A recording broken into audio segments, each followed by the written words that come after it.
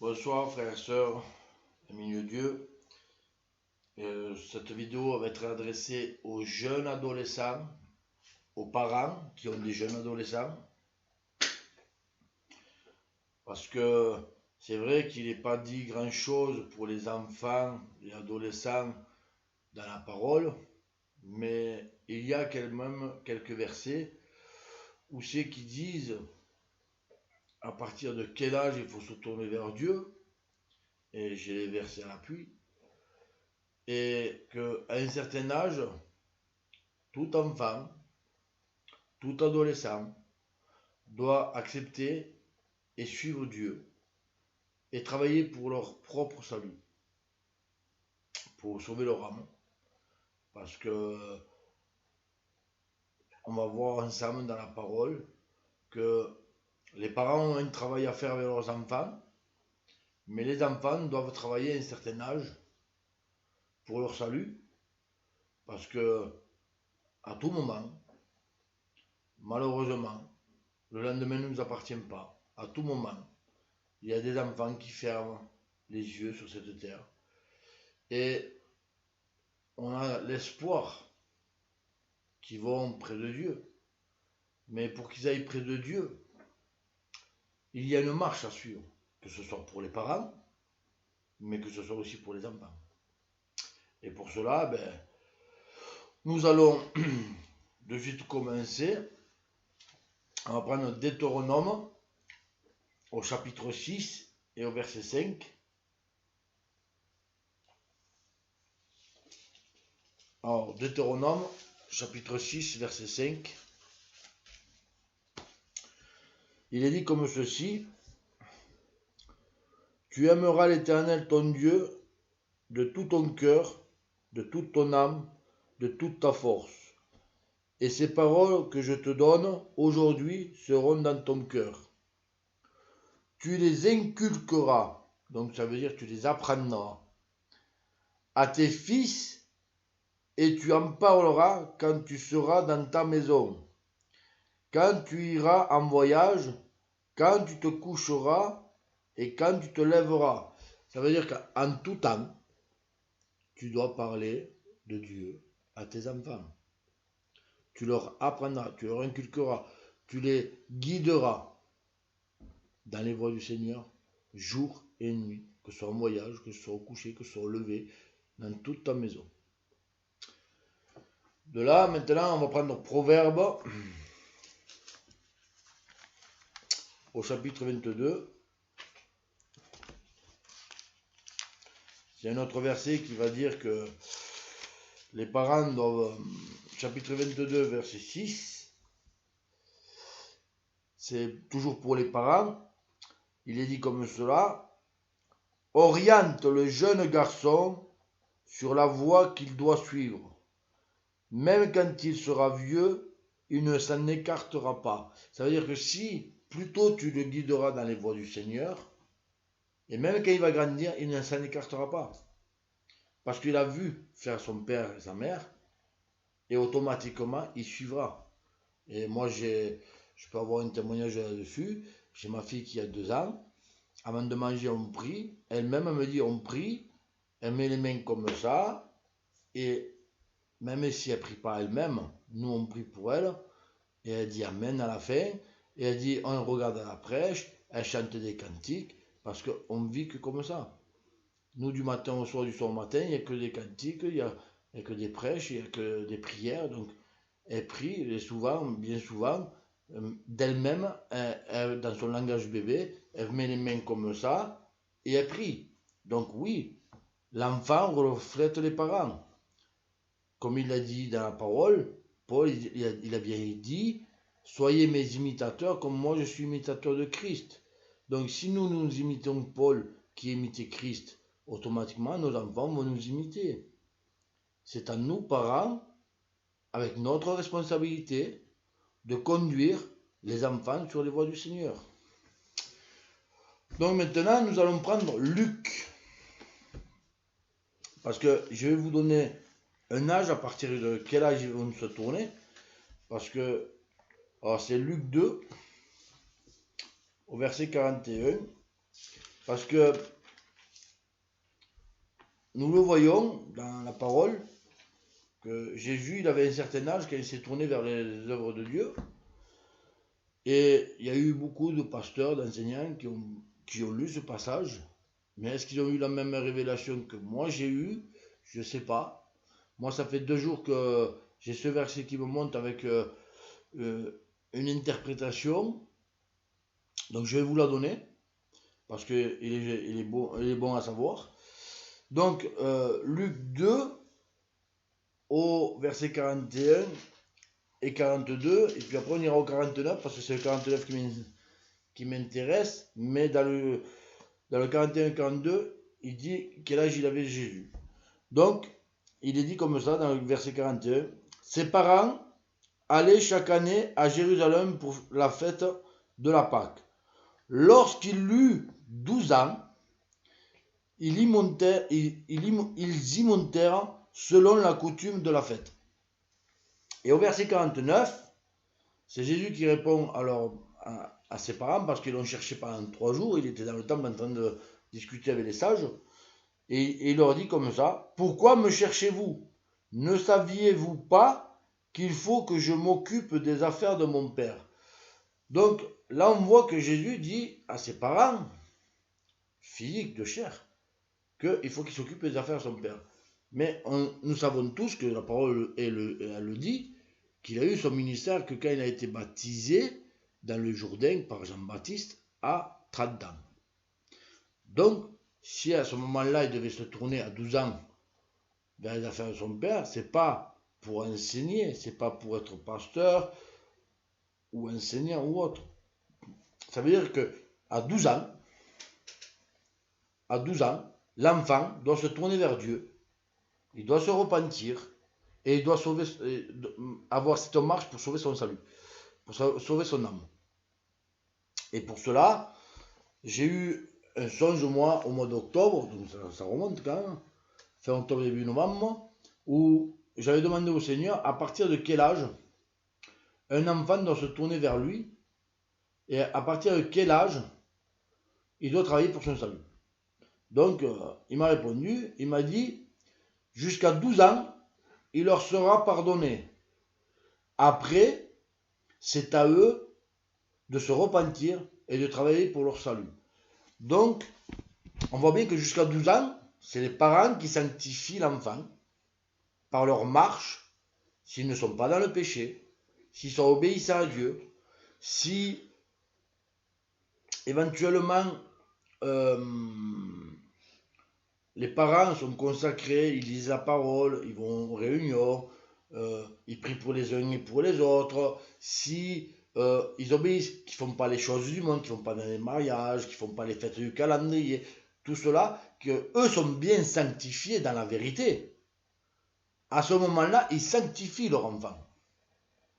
Mais sache une chose, frères et sœurs, et amis de Dieu, si toi tu n'es pas sanctifié, tes enfants ne sont pas sanctifiés, donc ils ne sont pas sauvés. Alors jusqu'à 12 ans, et c'est le travail de la responsabilité d'un parent, tu veux sauver tes enfants, tu veux que, on ne sait jamais, il y a des maladies, moi j'ai vu des enfants de 6 mois, 1 an, ils avaient la leucémie, ils sont partis. Mais si les parents n'ont pas accepté le Seigneur, s'ils ne marchaient pas comme le Seigneur, s'ils ne sanctifiaient pas l'enfant, crois-tu qu'ils sont près du Seigneur? Sais-tu qu'il n'y a pas d'âge pour aller en enfer ou aller près de Dieu? Sais-tu que quand Dieu envoie quelqu'un dans le séjour des morts, il ne regrette pas parce qu'il a tout essayé? Parce que, oui, on peut dire Dieu est bon, mais il est droit et juste. Quand tu as mal aux dents, tu appelles ton dentiste pour prendre rendez-vous pour te faire soigner. Là, Dieu te dit, appelle-moi, je viendrai soigner ton âme. Mais personne ne l'appelle. Et si tu ne l'appelles pas au Seigneur, il ne viendra pas. Et le problème, c'est que ton âme, elle n'est pas soignée. Elle n'est pas guérie. Elle est malade du péché. Et si tu es dans le péché, malheureusement pour toi. Tu iras pas près du Seigneur. Tu iras loin du Seigneur. Et jusqu'à 12 ans, si toi, parent, tu n'as pas une obéissance à 100% pour le Seigneur, tes enfants, s'il leur arrive quelque chose, ils n'iront pas près du Seigneur. Ils iront loin du Seigneur. Et ce que je dis, c'est biblique. Parce que c'est écrit dans la parole que les parents sanctifient les enfants. Que le mari qui est chrétien et que la femme ne soit pas chrétienne, ou la femme qui est chrétienne et le mari pas chrétien, c'est le mari qui sanctifie la femme et la femme le mari. Sinon, les enfants seraient les enfants du péché. Donc ça veut dire que en étant chrétien, baptisé, même si ta femme n'est pas chrétienne, tu sanctifies ta femme et tu sanctifies tes enfants par la même occasion. Mais la sanctification, c'est quoi? C'est la marche que tu as avec Dieu. Si tu marches sans péché, si tu marches dans l'obéissance, que tu n'es pas dans le monde, tu sanctifies ta femme, tu sanctifies tes enfants. Mais si tu pêches, si tu fais les choses du monde, tu es en contradiction avec Dieu. Donc tu n'es plus sanctifié et tu ne sanctifies plus personne. Donc il faut faire attention, frères et sœurs. Donc maintenant, on va continuer avec les versets. On va prendre Éphésiens 6.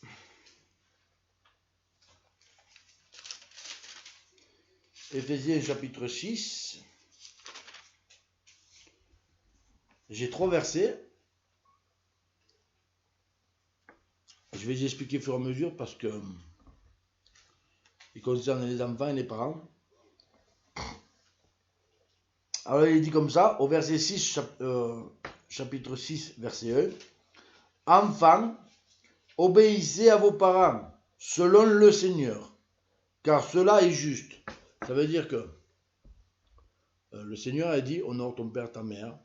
Si tu obéis à tes parents, si te disent de ne pas aller fêter Halloween, de ne pas aller fêter une fête mondaine, obéis-leur. C'est pour te protéger, pour te sauver ton âme. Après, il y a écrit au verset 4, « Et vous, pères, n'irritez pas vos enfants, mais élevez-les en les corrigeant et en les avertissant selon le Seigneur. » Ça veut dire que tu peux avoir un enfant que malheureusement il a un copain, il va fêter l'anniversaire. On sait tous qu'un chrétien ne fête pas les anniversaires. Mais l'enfant veut y aller. Eh bien, il faut que tu lui dises que c'est pas biblique, qu'il n'a pas le droit d'aller fêter un anniversaire parce que c'est pour glorifier notre Dieu, comme quand il fête Halloween, comme il fête Noël, ou d'autres choses. Toutes ces fêtes du calendrier qui ne devraient pas exister, mais bon.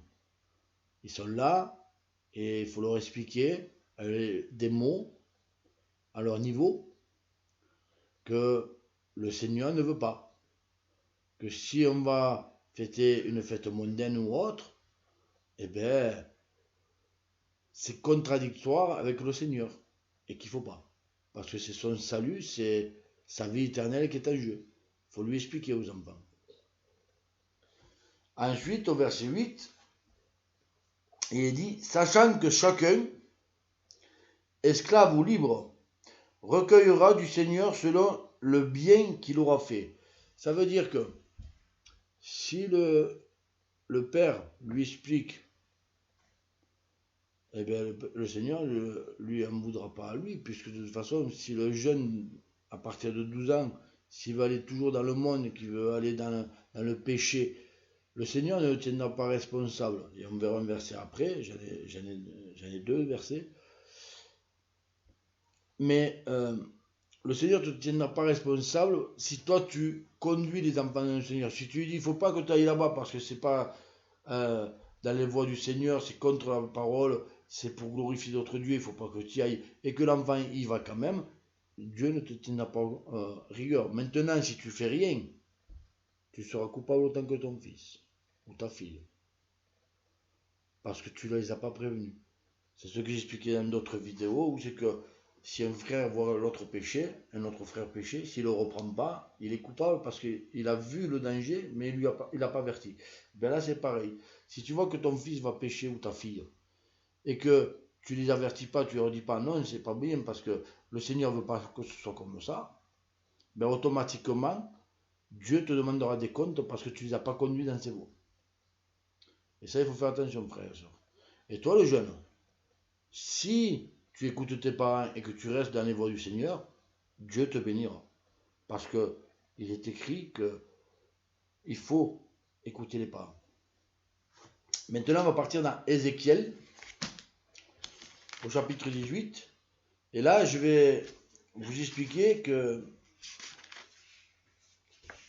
en 18 au verset 20, que l'enfant ne payera pas pour le parent et les parents ne payeront pas pour les enfants. Sauf si le père pêche et que l'enfant prend la même direction. Par exemple, si le père il boit et que le fils il va boire avec son père, il prend le même péché, ils seront punis tous les deux. Donc, Ézéchiel chapitre 18 verset 20, il est dit comme ça: l'âme qui pêche, c'est celle qui mourra. Un fils ne supportera pas le poids de la faute de son père, et un père ne supportera pas le poids de la faute de son fils. La justice du juste sera sur lui, et la méchanceté du méchant sera sur lui. Ce qui veut dire que si le père pêche, le fils ne payera pas pour la faute du père. Si le fils pêche, le père ne payera pas la faute du fils. C'est le fils qui pêche, donc c'est lui qui va mourir. Donc on continue. Si le méchant se détourne de tous les péchés qu'il a commis, s'il observe toutes mes prescriptions et la justice, assurément, il vivra, il ne mourra pas. Ça veut dire que si tu te détournes de ton péché, si jusqu'à maintenant tu étais dans le péché, que tu buvais, que tu allais en boîte de nuit, je ne sais pas quel âge tu as, je ne te connais pas, mais si tu avais l'âge d'aller en boîte de nuit, que tu vas en boîte de nuit, que tu te dis non, mais non, le Seigneur ne veut pas, j'y vais plus, tu vivras. Parce qu'il est écrit dans la parole: avoue tes péchés et délaisse-les, et tu obtiendras miséricorde. Et là, il te dit que si tu te détournes et que tu suives ses prescriptions, donc ses ordonnances, ses lois, et ce qu'il a dit le Seigneur, automatiquement, tu vivras, tu ne mourras pas. On continue. Tous les crimes qu'il a commis ne seront pas retenus contre lui. Il vivra par l'effet de la justice qu'il a pratiquée. Ça veut dire que tous les péchés que tu auras commis, si le Seigneur te pardonne et que tu reviens dans ses voies sincèrement, il te les effacera, il les oubliera. Mais si tu ne reviens pas de tes péchés et que tu ne les délaisses pas, il ne te pardonnera pas. Il faut délaisser et avouer et délaisser pour obtenir miséricorde. Et ensuite, est-ce que je désire avant tout la mort du méchant, oracle du Seigneur, l'Éternel? N'est-ce pas qu'il se détourne de sa voie et qu'il vive? Le Seigneur ne veut pas que le méchant meure. Lui, ce qu'il veut, c'est qu'il se détourne de ses voies et qu'il vive. Qu'il voie de ses yeux, qu'il comprenne de ses oreilles, qu'il se convertisse du cœur et qu'il soit sauvé.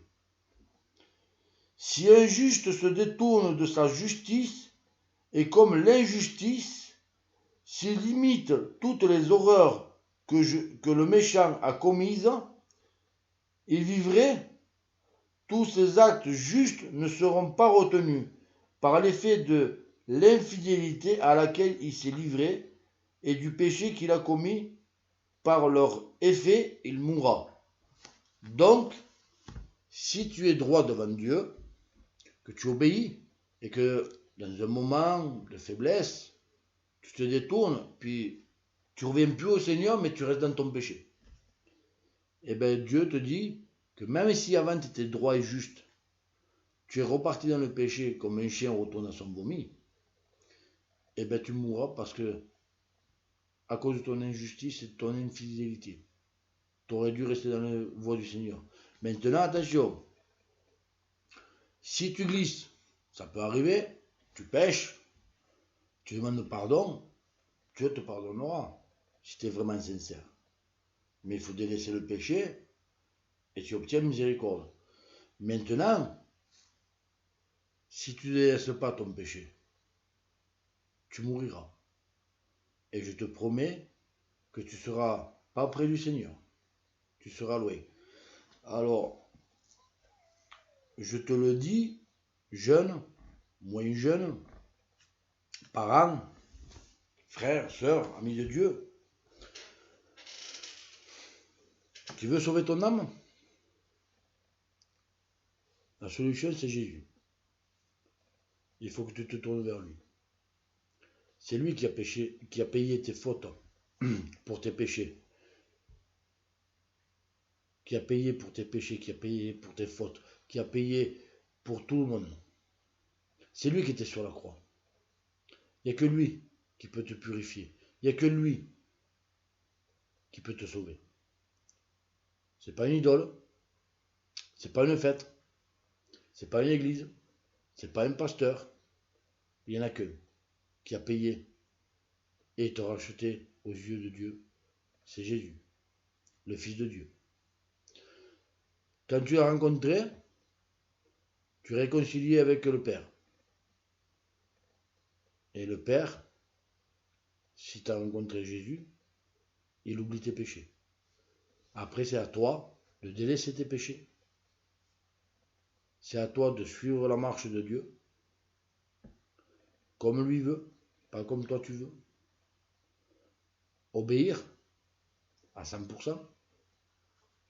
Délaisser toutes ces fêtes du monde. Ah, c'est dur, c'est des sacrifices. Mais il est dit, dans 1 Samuel au chapitre 17 ou 19, l'obéissance vaut mieux que tous les sacrifices. Si tu obéis à Dieu, tu auras les bénédictions. Si tu n'obéis pas à Dieu, tu iras dans la vie éternelle, mais loin de Dieu.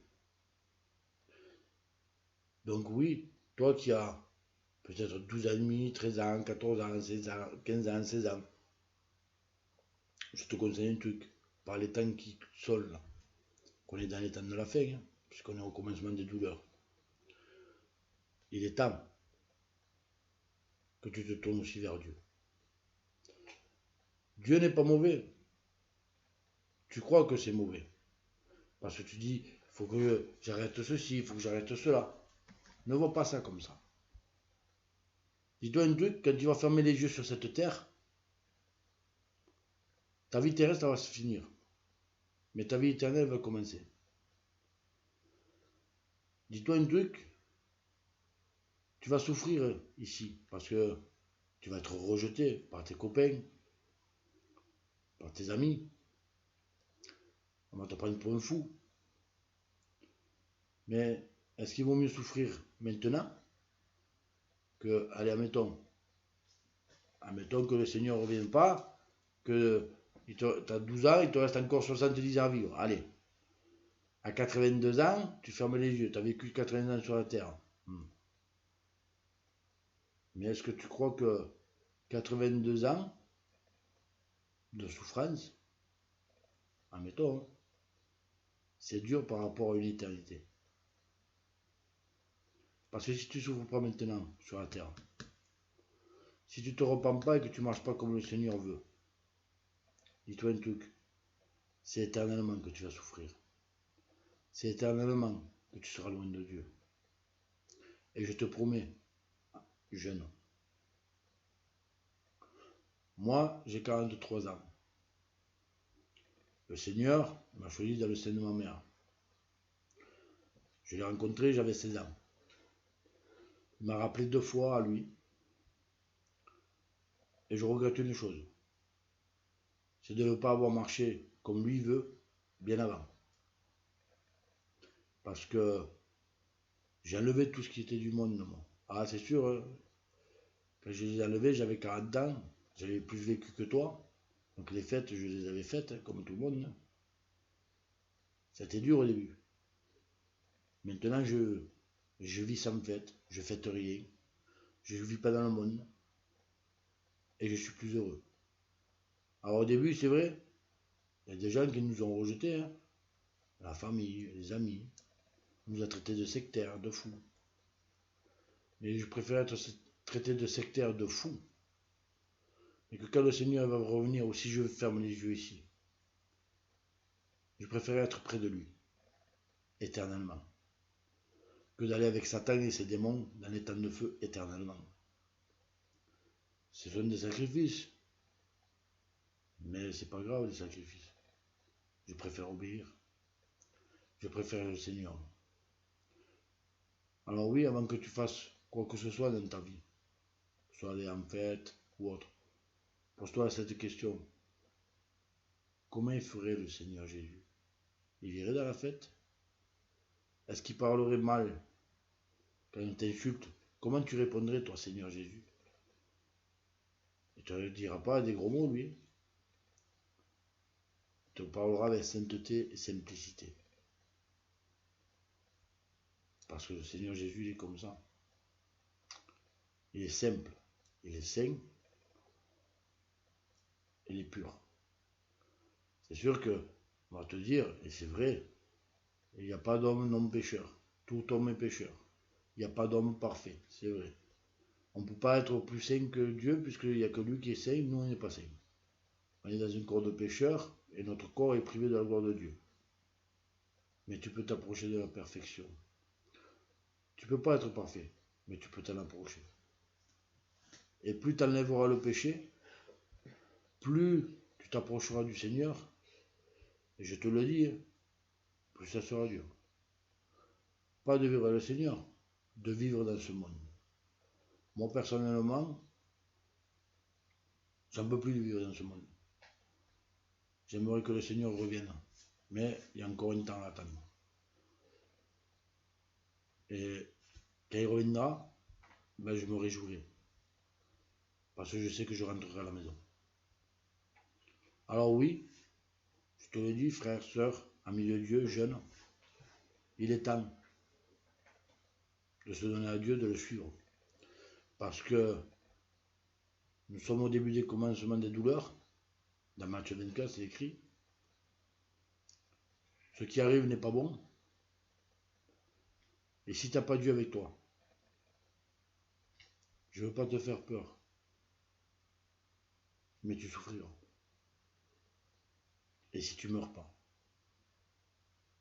Parce que malheureusement, le monde qui arrive derrière, tout le monde parle du déconfinement, c'est bien. Mais vous ne savez pas ce qui arrive derrière. Et moi, je peux te dire un truc. C'est que les souffrances qui arrivent derrière, nous les verrons. Et ceux qui sont pas avec le Seigneur, ils les subiront. Alors je te conseille un truc. Donne-toi vite au Seigneur.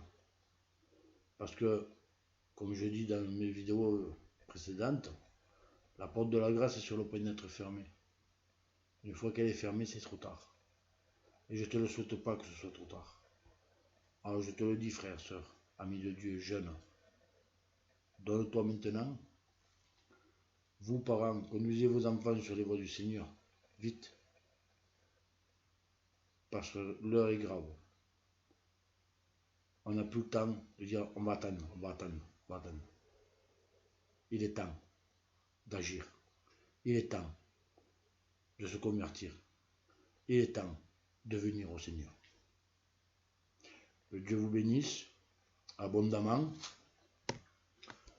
qu'il puisse vous éclairer, vous guider, et surtout qu'il puisse vous sauver.